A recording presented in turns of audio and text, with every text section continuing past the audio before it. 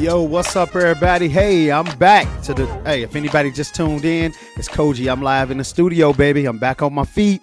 I'm here to have a great show for y'all. Hey, like always, definitely, our first hour was really great. I mean, really great. We had Miss Tamara LaRue, who really came with a great story. Hey, and in the second hour, we got Miss Viki Jean Blazin, who will be coming in. Her story is going to be great, too. Hey, I've been down sick, but I'm up and I'm back and I'm ready to bring great shows again. Again, thank you for all the people who sent the love and support while I was out and I was down, sending me blessings, asking me what was going on, wondering if the show, was still going. Of course, the show's still going. This show ain't going to stop. We're going to make this show happen no matter what happens. We're going to keep this show happening somewhere. I keep it moving. So don't never think that it's over. You know what I'm saying? I'm in a great place right now. Like I said, thank you for the love. Thank you. And I'm back home, to do this great work. Miss Peaches, what's up with you? Hey, Coach. Wow. What a deep first hour. Really deep. Hey, but Miss Viki Jean Blazin, she's got a great story too. I'm telling you, you don't want to miss her story. So I want y'all to stay tuned in. We're going to jump right into it. We're going to go to a song and we'll be right back and we're going to get Viki in and we're going to talk about this. So, hey, to everybody out there, believe me, heaven and hell is real. We all have a choice. All right. So much love to y'all. It's Cogee, baby. I'm back.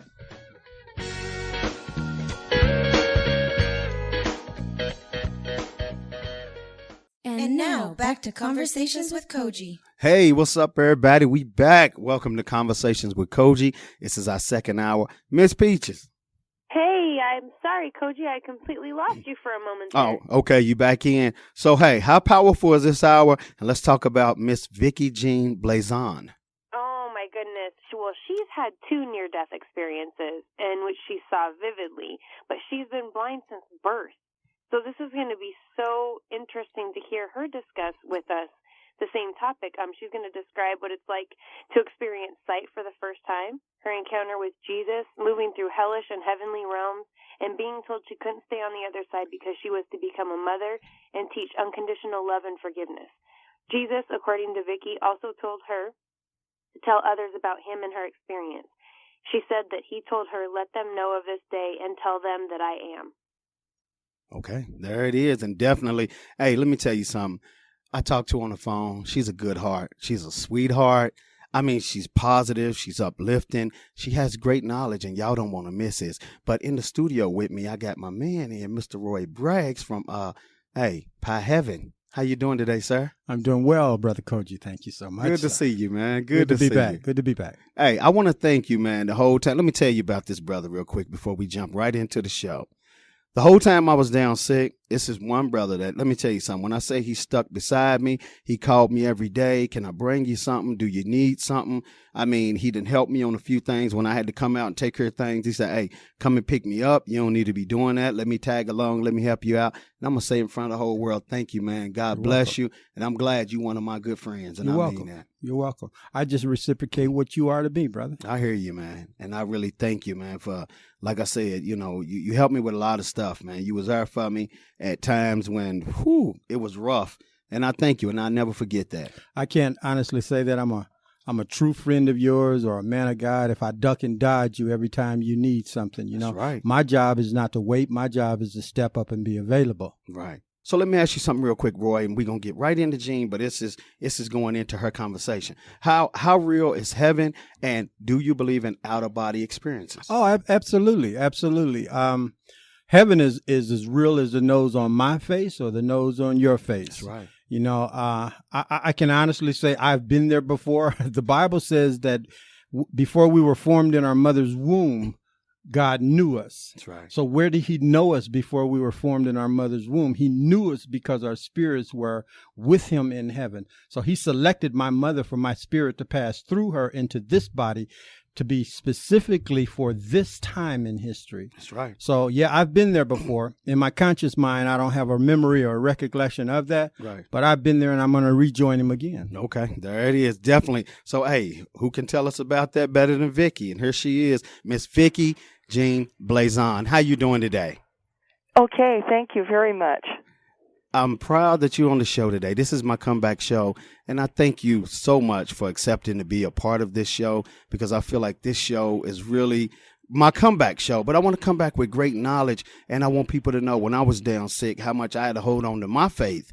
And but y'all kind of went a little further than me with that situation, you and Tamara, my last guest that was on the last hour. And I want to ask I wish I could have heard her. Oh, you know what? I can make sure you hear it. Definitely. I can make sure that you get that segment, and you hear it. It was splendid. Yes, ma'am. Thank you. It was really deep. So I want to ask you, and for the people who don't understand, how serious are out-of-body experiences, and do they really exist? Well, I can attest to it because I have been blind since birth. I was only in the womb 22 weeks, and I was 3 pounds when I was first born, and then I went way down below 1 pound 14 ounces, and I died 4 times. And a nurse saved my life by giving me very gentle mouth-to-mouth resuscitation and taking me out of the isolette, but I have never been able to see. And in my dreams, there's only taste, touch, sound, and smell, but no visual impressions. I've never seen light or colors or anything. Mm-hmm. Wow. And when I was dead, I was dead. When I was 22 years old, I was dead for 4 minutes due to a drunk driver. And I was able to see completely then. And I was in a being of light or energy, and that being was similar to my regular body. It had a head and it had arms and it had legs, but I was floating, and I was up above everything. I was in the Seattle, Washington Harborview Medical Center looking down at what they were doing to try to revive my physical body, but they later told me that I had been dead for 4 minutes. So with you being dead, Viki, can you tell us about that experience? Certainly. I had a skull fracture, concussion.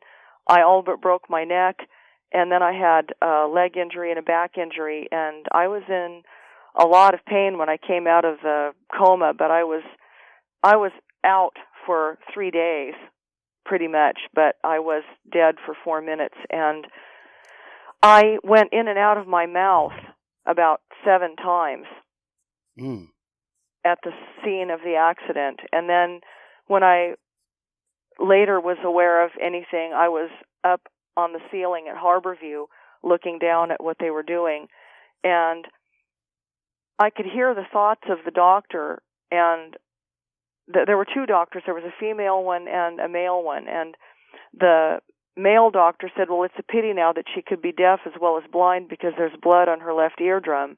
And the female doctor said, well, we don't even know if she's going to survive, and there could be permanent brain damage. She could be in a vegetative state, a permanent vegetative state if she does live. And I got really upset hearing that.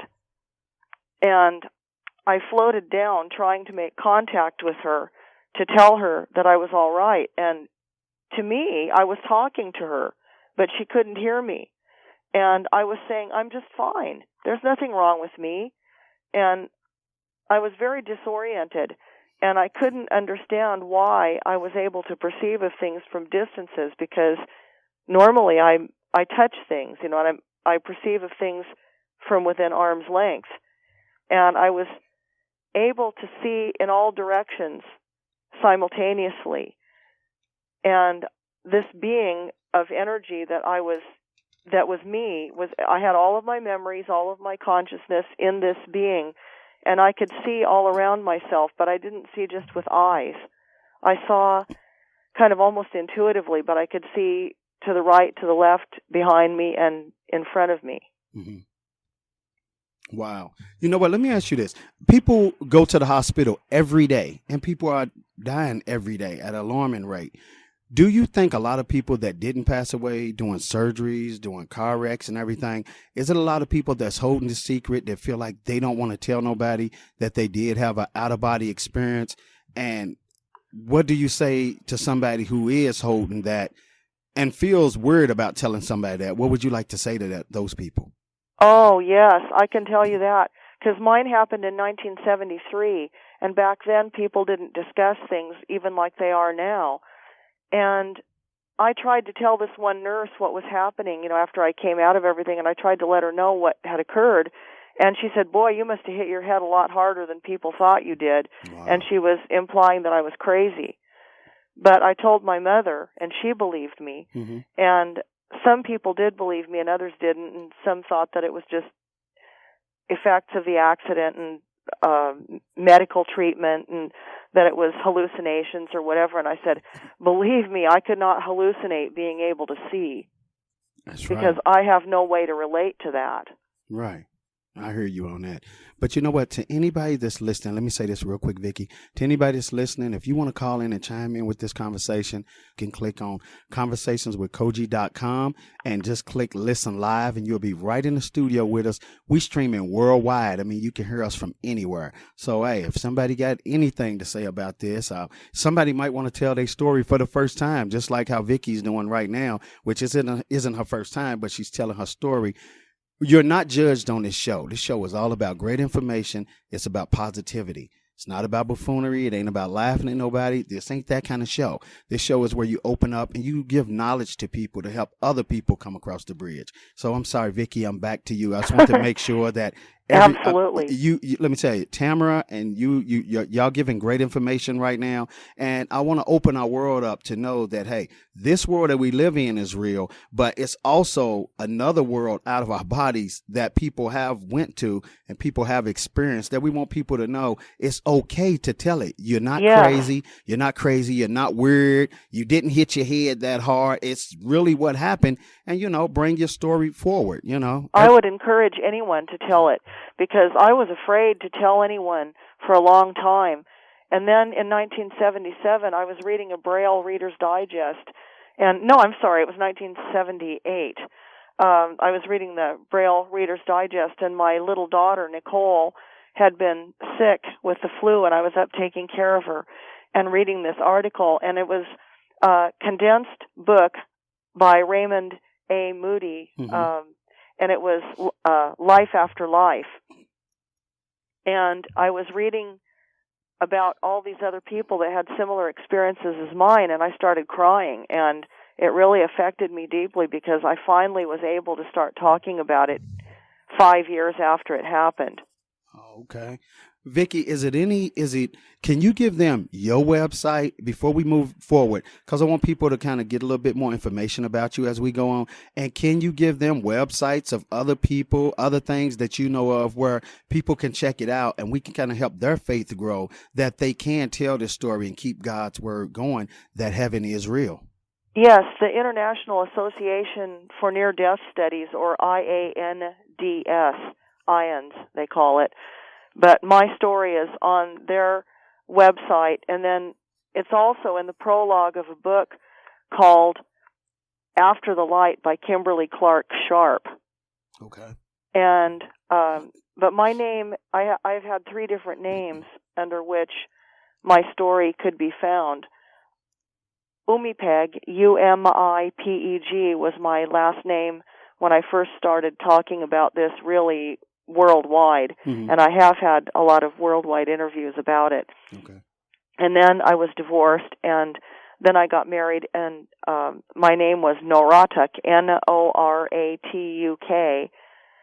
and then I was widowed. My late husband died of brain cancer in 2007, and then in late 2007 I was married again to a very dear friend of mine and my late husband's, and his name is Robert Blazon, and so it's Blazon. Okay. And my story could be found under any of those 3 names. Okay. And it's VICKI. Okay. VICKI, everybody. All right. So I want to ask you, I'm going to move forward, Viki. I want to ask you, is heaven real? For people who don't believe it, people who don't understand, is heaven real? Break it down to us. Yes, heaven is real. No doubt. After I was trying to communicate with this female doctor, I floated down to try to touch her, and I reached out what would be my right hand in this body of light or energy, and my right hand went right through her right arm. And she couldn't hear me, even though I was trying desperately to communicate with her, and I thought, oh, forget it, I can't talk to these people, I'm out of here. And as soon as I thought that, I went up through the ceiling as if it were nothing at all. And I thought, oh, So that's how Jesus got into that closed room after he was resurrected, and people couldn't understand how he got into the room. He went in, I went out. Right. And then I was up above the street and the buildings, and I could see everything out there, and I had this sense of real freedom because I didn't need to worry about bumping into anything or anything like that because I, of course, could see. Right. And then I was surrounded by this vehicle or conveyance, or I don't know if I was sucked into a wind or what it was, but it wasn't unpleasant, but it was weird. And this thing came around me, and it made me think about the story of the Wizard of Oz, about they were talking about Dorothy getting picked up by that twister. Mm-hmm. But it was a similar feeling. And I went hurtling through space very, very rapidly in this thing, but I could see out of it. I was alone in this tunnel or conveyance or whatever you want to call it. And I wasn't sitting straight up, but I wasn't lying flat down. I was kind of reclining in it. And it was like rushing wind going past me, and I was being carried by this thing, this tube or tunnel. And then I passed by hell, and that is very real too. I will tell you, it's no place I want to be near. And I immediately thought that as I went past it, and my vehicle speeded up and took me quicker beyond that realm. And then I heard the most beautiful sound like wind chimes. And I love wind chimes because it kind of brings that sound back to me, but it was bells from the very lowest to the very highest. And I could hear all these different hymns being sung to God, and you could pick out each individual song, but yet they were all together. And it was like a brook would sound if it could talk. That's the only way I can describe it. And the music there is not like the music here. It is unbelievable. And their instruments and the voices, and it's just, I'm a musician myself. I work as a singer and a keyboard player, and it astounded me to hear that music. Mm-hmm. And I was ejected in this beautiful place. It was like an outdoor park shelter, and it had pillars, and there was a gate, a beautiful, ornate gate. And it was mentally communicated to me that if I went to that gate, I could not go back. And I landed on some huge flowers, and I was worried about hurting them. And they were singing. The flowers were singing. And they were praising God too. And praises were resonating from these big flowers. And they communicated to me that I did not hurt them. And I could smell them, and I could touch them, and I could even pick them up, and then they would go right back where they were when I was finished looking at them. Mm. And it was so beautiful. And I was greeted by two deceased classmates. I went to the Oregon State School for the Blind, and Debbie and Diane, two classmates that I had known, Debbie Yoakum and Diane Hamlin, came to meet me, and they'd been very dear friends of mine, but a lot of the blind kids can be really unkind too. And Debbie was hydrocephalic, and Diane had some retardation problems as well, and they made fun of me for being friends of Debbie and Diane, you know, the other kids in Right. school. And I said, if you don't like it, that's too bad, because they're my friends, and I'm going to be friends with them. That's right. And they were both deceased by the time I was 13 years old. They had both died. And they came to meet me, and they were beautiful, and they had all the attributes of every age. The innocence of the very young, the virility of youth, the wisdom of the very old. They had all traits of every age that were good, and they were fine, and they greeted me mentally, telepathically, I guess you could say. Mm-hmm. And you didn't have to hear a voice in order to communicate, but you could think communicating. And in this place, that was where all knowledge was. Okay. And you could ask any question. And it was like people described, I'm just learning how to go on the internet now. I have a computer that has a Braille keyboard, and then it has synthesized speech, and I'm learning how to go on the internet now. And it's like you could do that with your mind. Right. Wow. And you could ask anything and find out any facts that you wanted to know. Okay. And it was so wonderful because I was able to learn more things too.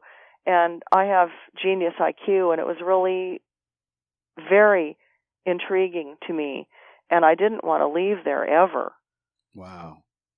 And my grandparents came to meet me too, and then two people that had taken care of me when I was a child, they came to meet me, Ferd and Leela Zilk, and they were there. And then my grandmother had died 2 years before this. This was February 2nd of 1973 when this happened to me, and she had passed away in May of 1971. She had passed away in May of 1971, and she was there to meet me, and my grandfather was there, but I'd never met him because he had died right before I was born. Okay. But all six of them came to meet me.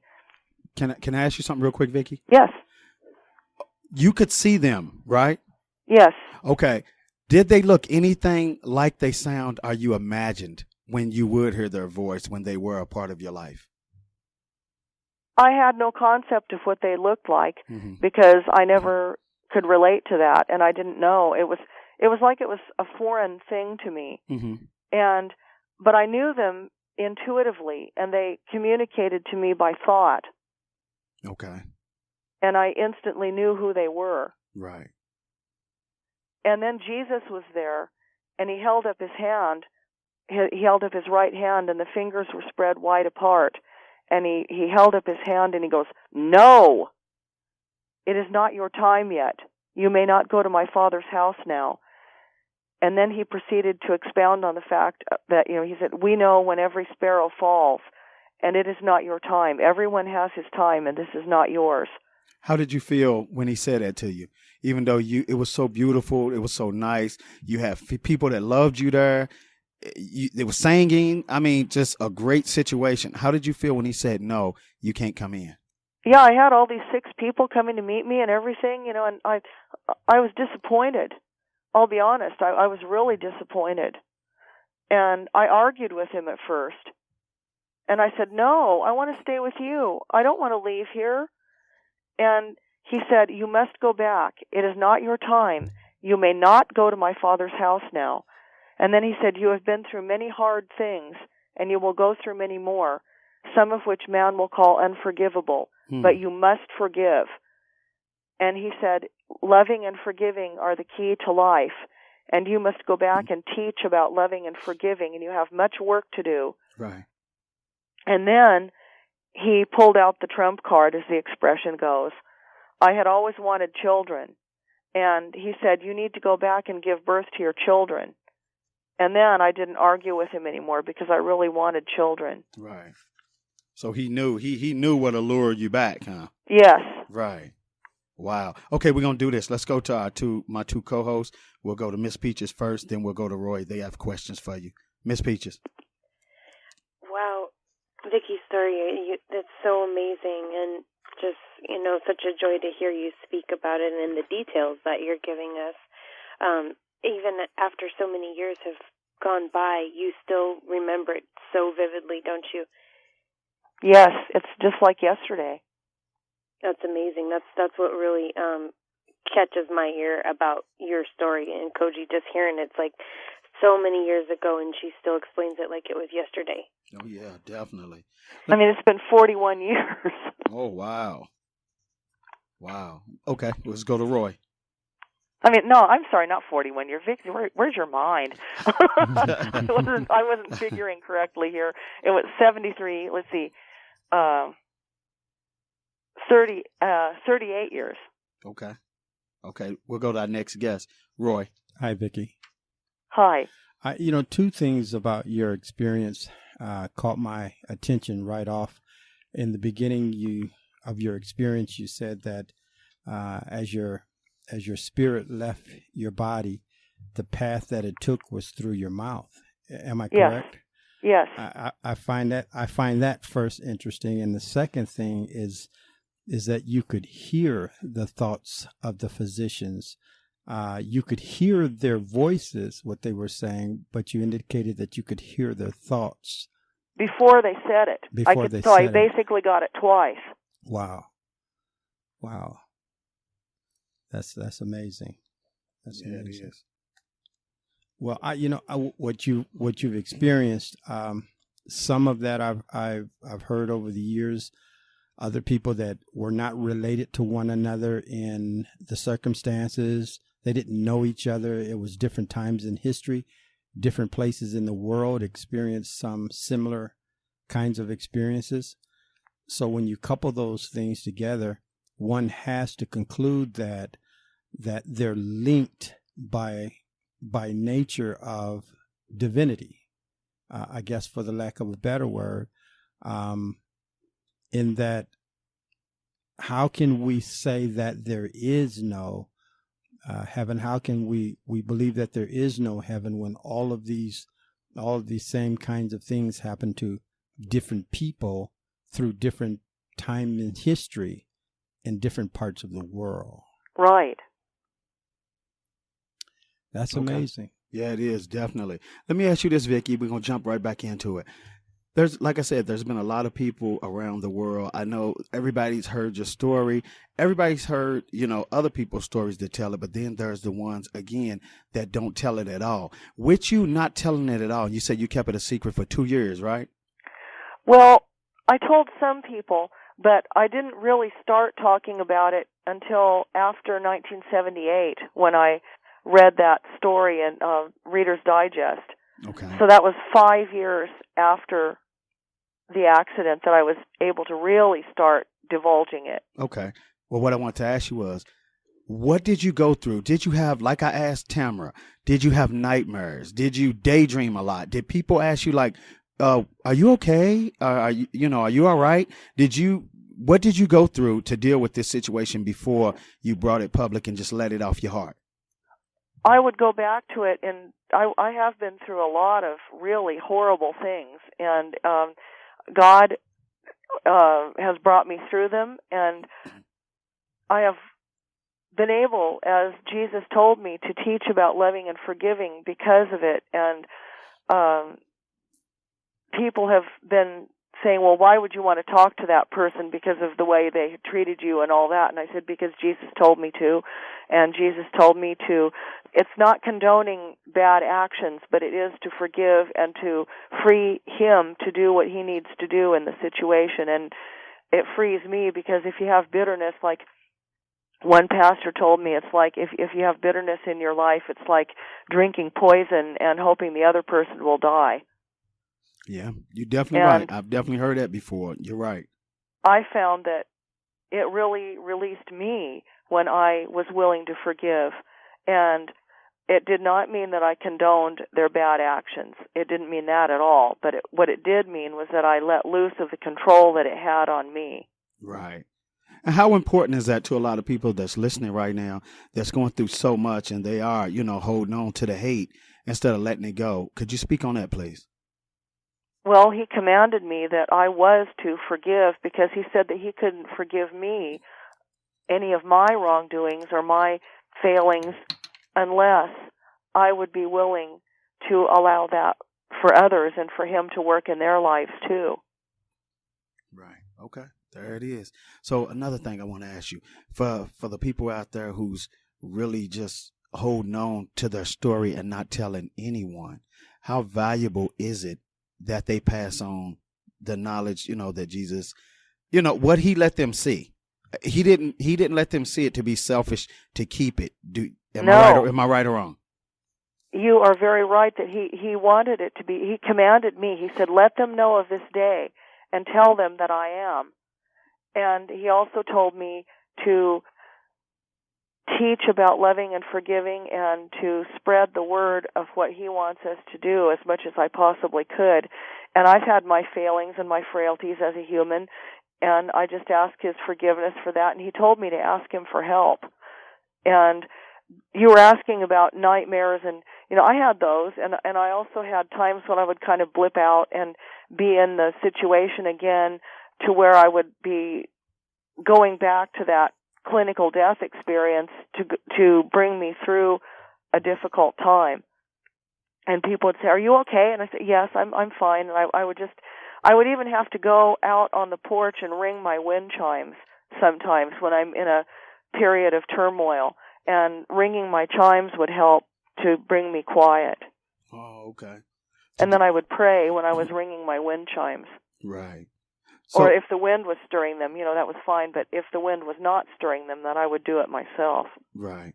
Well, when you told people this, and now that a lot of people know your story, tell us some of the questions that they have for you. So, and the reason why I'm asking you is for the people who have had this experience and they haven't told anyone, I just want them to kind of hear what I'm asking you, so they'll know how to deal with this situation when they do come forth with it. How to answer some of the questions the best way they can, but to kind of be honest about the situation. Did anyone ask you, like, what did God look like? What color was he? Yes. And I said, well, I experienced colors as different brilliances of light. And that's the only way I can put it, because I don't know. I mean, at the time I knew what red and yellow and different things were. I knew that then, and I remember knowing it, but I don't know it now. Right. And I was told that knowledge would be taken from me. And I asked questions about the stars and, astronomy and different things like that. And I had a lot of questions answered. And I remember having those questions answered, but I was not permitted to take the knowledge back with me. Right. But when you came from that, from being with the Lord and being in his presence, did you want your sight? I mean, did you liked what you saw and it felt good to you? Did it feel weird when you came back into your body and you didn't have that sight anymore? Or do you No. Hold on.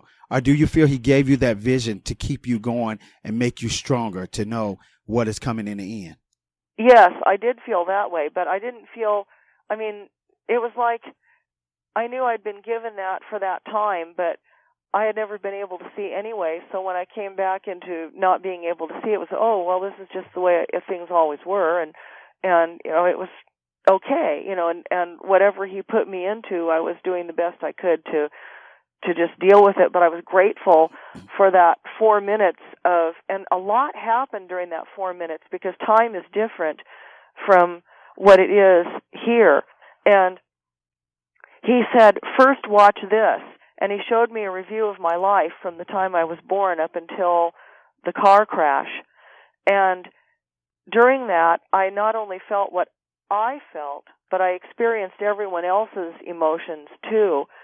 And I was able to understand people more because of that. And like my grandmother that I saw, she had been mentally ill in the time that she was alive. Okay. And she had been emotionally abusive and sexually abusive, other things that had been pretty strange. And I was able to understand her more because Jesus allowed me to feel her mental illness. And then I understood what made her the way she was, and I found out that she had been abused as well, and that she was not well. Her doctor, in fact, at the time when I was about 19 or 20, he did say that she was high-functioning psychotic. But that he couldn't institutionalize her because she was raising me, and she was considered able to function. Okay. And so, but I was able to have a lot more compassion for her, and she asked me to forgive her before she died, and part of me didn't want to go see her, but I'm glad I did. And anyone in this similar situation, I would encourage you, while the person is alive, to try to do everything you can to make amends. And I told her that I did forgive her, and I was doing my best to heal from the situation. But when I found out what it was like to be her, I had gut-wrenching compassion for her then, and I was able to really heal from it myself and to go on and get past it. Right. And you said when you got to talk to God and you got to ask him questions, and you also stated that you've been through so much in your life. Did you ask him why you was chosen for that? He told me why.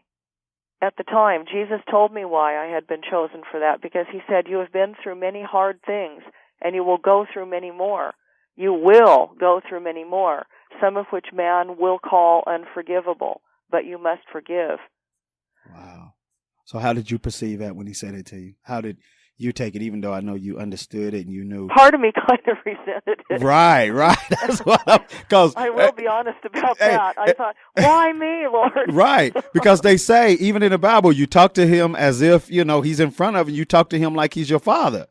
And I know I would have asked, like, oh, my goodness, I got to take on some more pain. But I guess, who am I as man, through what he endured for us? Yes. And I took comfort from the biblical verses, where Paul was talking about being crucified with Christ and all that kind of thing, and having my natural crucified daily. Wow. And I had to really look to that because in the natural, I wanted to punch a bunch of lights out. I wanted to really get back at people and smash some heads. Right. And, I had to really fight that. Yeah, definitely. Were you a skeptic before this happened to you? No, I always believed in God and was seeking Him, but I always was very receptive to anything of this sort. But I struggled with suicidal feelings and really awful things when I was growing up and when I was a teenager, and I ran away from home when I was 19. What? You ran away from home and you was blind? When I was 19, yes, because of the abuse and different things that were going on, and homosexuality, incest, alcoholism. There were all kinds of stuff in my growing up years that I was exposed to, and Right. it was there were some pretty traumatic things that I went through, but that gained perspective too when I went through this, and Jesus told me that, He was aware of the many hard things that I had gone through, and He indicated to me that He had been with me through them all. Right. And you know what, Vicki, I have a show I do on Wednesdays called Hands Off Our Children. Yeah. And it's about, molestation and this, that, and the other. But it's been a lot of people that's been in your position, a lot of people that's handicapped, they're in the hospital and everything, and they are some of the first victims on the list for molestation. Have you ever endured any of that? Yes, I have. 90% of the kids that I went to the school for the blind with had been physically and or sexually or emotionally abused. 90%. Wow, that's so sad. And that's why I do that show every Wednesday to fight against this situation. And I would definitely love for you to come through and be a part of that. Yes, definitely. That's really sad. You know what? Let me ask you this question too. Why is it that some people have an incredible fear over dying and others seem to embrace it? Why do you think? Well, probably because it depends on their relationship with God, I would say, largely. Right. Or if they have one, or if they don't. Right. So what do you say to somebody out there who don't have a relationship with God?